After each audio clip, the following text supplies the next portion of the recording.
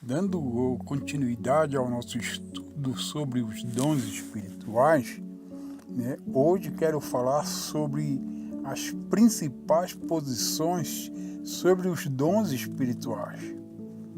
Aqui vamos chegar a um assunto que, ao longo da história da igreja, tem despertado muitos debates. Homens sinceros, comprometidos com as Escrituras e desejosos de honrar a Deus, chegaram a conclusões diferentes quanto à continuidade dos dons espirituais. Isso nos mostra que esse tema merece ser tratado com humildade, respeito e, acima de tudo, com um profundo compromisso com a palavra de Deus. Nosso objetivo aqui não é criar divisões, defender tradições denominacionais ou alimentar discussões sem proveito. O que eu desejo é apresentar de maneira clara as principais posições existentes sobre esse assunto para que juntos possamos compreendê-las e então examinar tudo à luz das Escrituras. Creio que todo cristão deve ter liberdade para investigar a Bíblia com sinceridade, pois nossa fé não está fundamentada em experiências, opiniões ou sistemas teológicos, mas ela está fundamentada na revelação que Deus nos deixou em Sua palavra.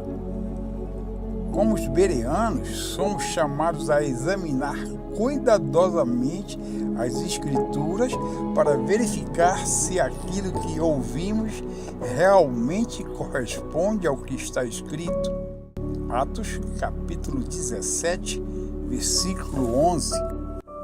Ao final desse ensino, também apresentarei a compreensão que adoto sobre os dons espirituais. Não porque ela deva substituir a sua, mas porque considero honesto compartilhar com vocês a perspectiva a partir da qual este ensino está sendo desenvolvido. Meu desejo é que, acima de qualquer posição teológica, Cristo seja glorificado, a igreja seja edificada e o Espírito Santo encontre em nós corações humildes, submissos e dispostos a obedecer a palavra de Deus. Ao estudar e ensinar sobre os dons espirituais, percebo que nem todos os cristãos compreendem esse assunto da mesma maneira.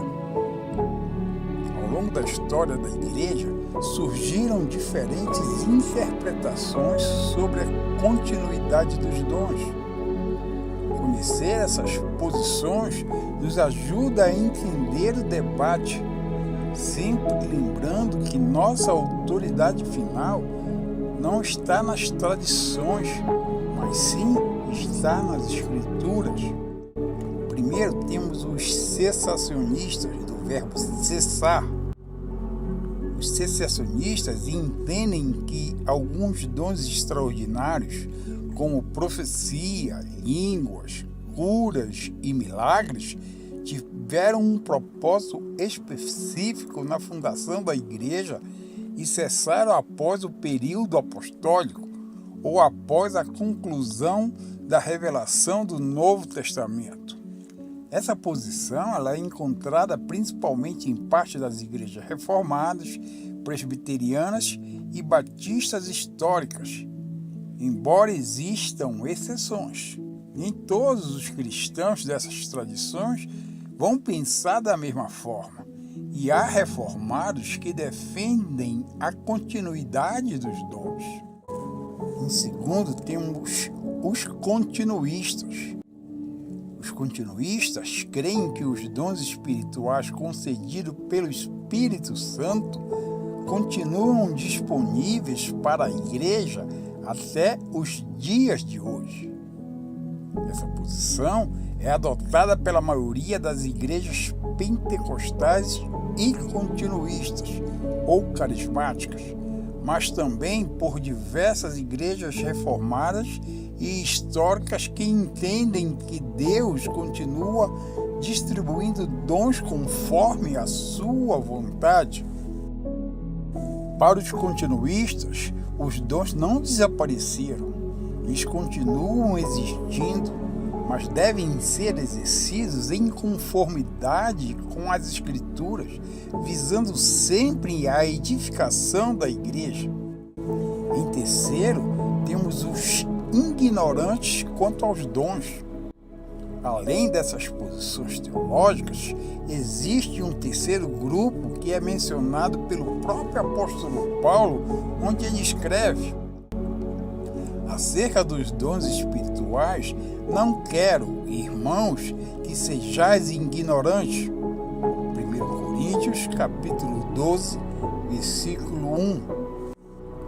Essas pessoas, elas não rejeitam os dons, mas simplesmente nunca foram ensinadas sobre eles e, por falta de conhecimento, deixam de usufruir dos recursos que Deus concedeu para a edificação da igreja.